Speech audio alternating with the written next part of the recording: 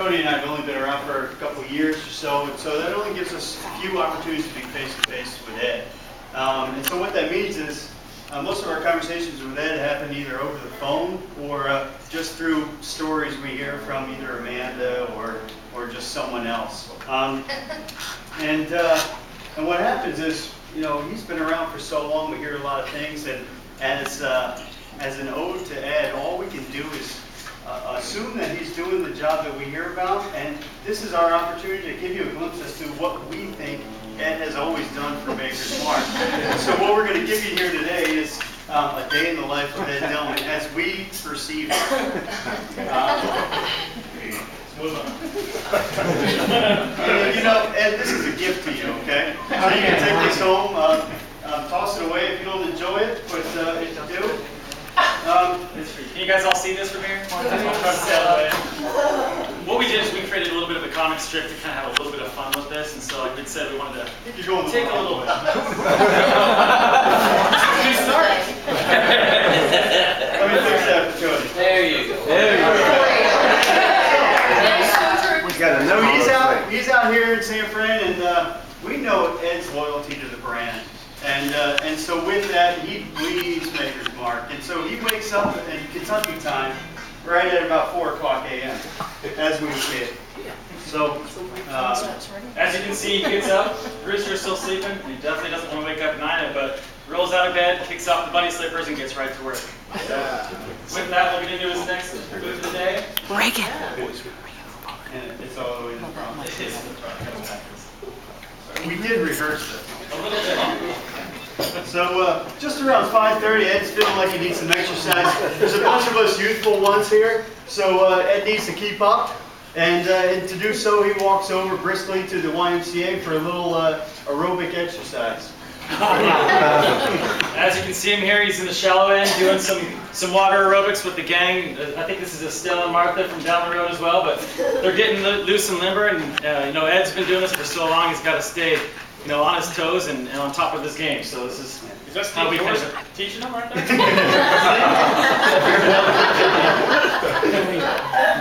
So of course he works out quite an appetite doing his water aerobics, and so he comes home and Nina's getting ready to do one of his expense reports. Beforehand, she's kind enough to make him some breakfast, and of course Ed's diligent here looking through the paper on work issues. Many of the conversations we've had with Ed over time is about pricing primarily. He's always on top of what pricing, ads, anything that you see out in the market, he's got his finger right on the pulse.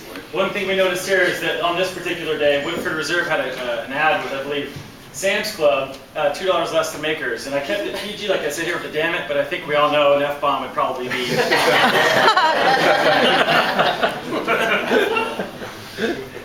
So he gets a nice meal in him, of course, thanks to Nina, and he's off on the streets while she does his expense reports and monthly recaps. And we've always known Ed, Amanda always refers to him as the mayor of San Francisco. And so we thought this would capture Ed going to his accounts and how well everyone across San Francisco knows him. As you can see, literally everybody in San Francisco is waving, "Hi, Mr. D, how you doing, Mayor Delmon?" Anybody from the gal up in the window to this little college student to, hell, even the mouse is saying hi to across the street. The gardener, the young couple walking across the street. I think one thing that we've noticed is that Ed's always, like I said in the last slide, had his finger on the pulse of San Francisco, understands the demographic and the people that we're trying to target with our brand. And we've taken that as his fellow diplomats to heart and really try to do that in our daily schedule. But I think as this kind of notes, he's got the young people across all spectrums of life. He's made friends with them, and it's very dear to everybody's hearts. So after he's done visiting his accounts, the diplomat program, we often like to host events for ambassadors, happy hours as it may be across our respective cities, and Ed here in San Francisco likes to hold ambassador cocktail and happy hours. The only problem with this one is that the restaurant wasn't open yet. Ed was a bit early. As you'll see, the bartender was trying to get set up, and luckily he doesn't seem too upset. But he's trying to get ready. There's nobody in the bar, so it's been a long day. He's 12 hours in. Took this opportunity to take a little nap. He's been doing this thing, so he's over here catching some Z's while everybody's starting to kind of roll in. So seems like he works a long day. It's a long day. He works a long day. And after his nap, Nina's finished up her expense report. She's faxed them all into corporate, and I think he owes her dinner. I would say so. The only problem with this, not to say you don't deserve it, because I think the world of you. But with the serenade and everything, I don't check his expense reports. Barry, did you see anything kind of funny on this night's restaurant? Was there a really big tip for a serenade or anything on? Big tip because we got free food. Always. We always hear Ed gets, he has some nice dinners. We've heard a lot of, nice dinners and a lot of nights of the opera, so we wanted to kind of include that in here. And so, it's a long day, and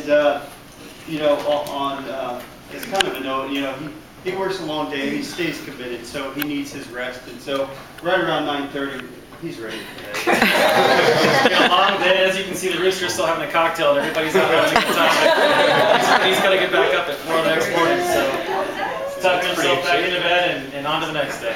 And then we weren't going to take too many shots at you, but this is just a way of saying that we don't get to be with you all the time, and we know you're very loyal to the brand, and you've been quite a mentor to us, and we don't get to see you very much, but we both appreciate the phone calls that you give us, all the advice that you send our way, and we're going to miss you a lot when we don't see you, and all the best. I was lucky.